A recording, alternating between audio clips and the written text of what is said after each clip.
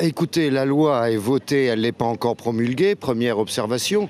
Deuxième observation, je ne sais pas quel total on aura de manifestants ce soir, mais je pense que nous, syndicats, on va avoir une bonne surprise. Moi, des premiers éléments qui me remontent, il y a encore une mobilisation très forte aujourd'hui, donc c'est loin d'être un baroud d'honneur. C'est pas parce que la loi est votée qu'on va dire, bon, maintenant on passe à autre chose. Ça nous reste en travers de la gorge, ça reste au travers de la gorge des salariés. Donc ce sera encore une journée de mobilisation réussie. Mais alors cette mobilisation, combien de temps elle peut tenir? Parce que ça coûte de l'argent, ça fatigue aussi. On sent qu'il y a quand même un essoufflement parmi les grévistes.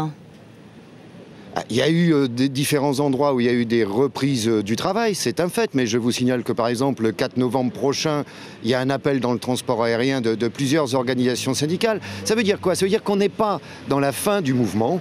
Moi, je ne peux pas prédire ce qui va se passer dans les jours et les semaines à venir. Moi, je ne suis pas Madame Soleil. Mais ceci étant, ça montre bien deux choses. Ça montre bien qu'il y a un véritable rejet de cette réforme. Le gouvernement devait espérer que, ça y est, maintenant le texte est voté, allez, tout le monde rentre à la maison. Ça n'est pas le cas.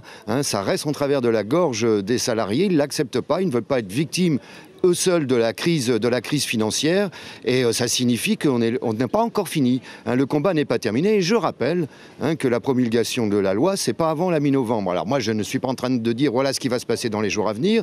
On en rediscutera également avec les autres organisations syndicales, mais c'est pas un baroud d'honneur.